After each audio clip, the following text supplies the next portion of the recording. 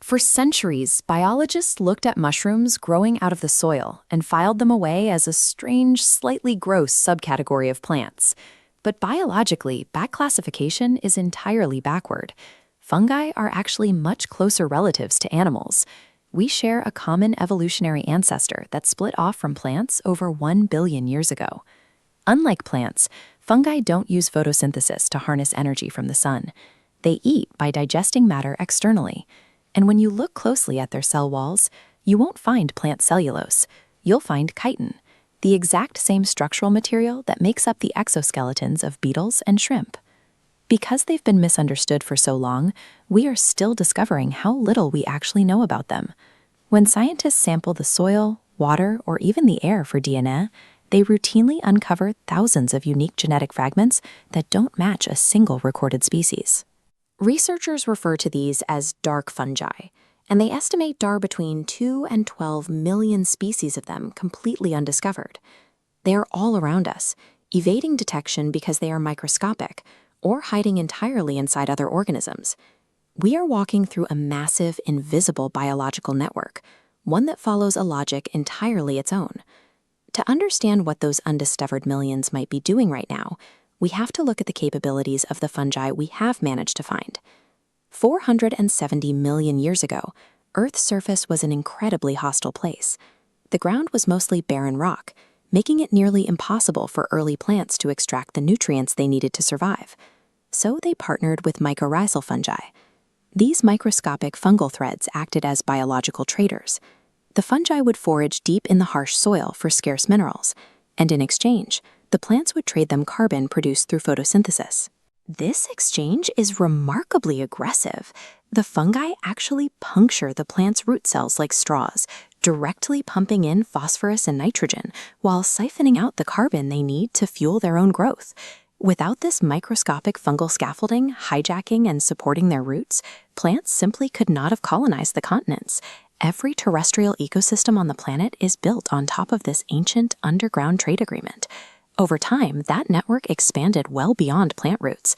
Fungi adapted to the modern animal kingdom by developing an arsenal of chemical compounds designed to aggressively defend against, exploit, and manipulate their neighbors. Take the molecule psilocybin. In humans, it binds to serotonin receptors and causes vivid hallucinations.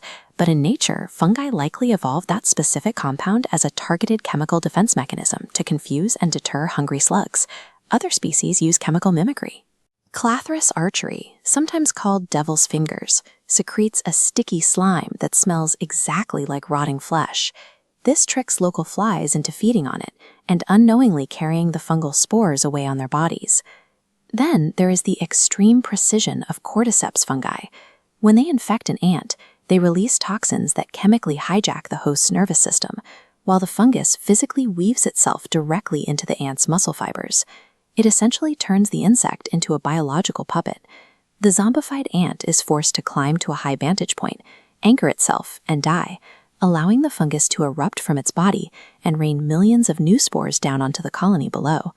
Fungi aren't passively coexisting with the animal kingdom. They actively engineer the behaviors of local fauna to ensure their own network continues to expand. This expansion reaches into environments where radiation destroys most cellular structures and DNA, places where traditional life fails entirely. Inside the ruins of the Chernobyl nuclear disaster, researchers have observed at least 37 distinct species of fungi thriving in the wasteland. These particular species are rich in melanin, the same dark pigment found in human skin. The fungi use this melanin to absorb harmful radiation and shield their genetic code from destruction. Studies on the International Space Station revealed that species like Cryptococcus neoformans actually consume radiation. They use it as a direct source of metabolic fuel. This process is called radiotrophy. The melanin captures incoming gamma radiation and initiates a chemical conversion that turns those deadly waves directly into usable cellular energy. By turning the most toxic environments on Earth into an abundant food source, these organisms bypass what we previously thought were the hard limits of biology. When you scale these capabilities up from a microscopic cellular level to a macro planetary view, you start to see the true physical footprint of the fungal kingdom. Massive, interconnected biological networks are quietly operating right under our feet across the entire globe. Beneath the freezing expanse of the Arctic tundra, deep fungal systems are hard at work. They help fragile plant life survive the brutal winters, all while pulling atmospheric carbon down into the soil to stockpile it.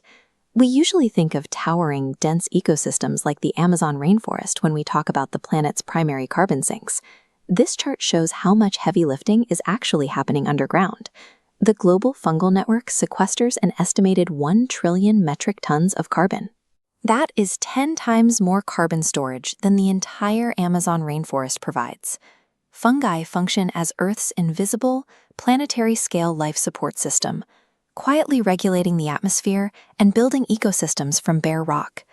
And if this is what the species we know about can accomplish, imagine the biological power held by the millions of dark fungi we haven't even discovered yet.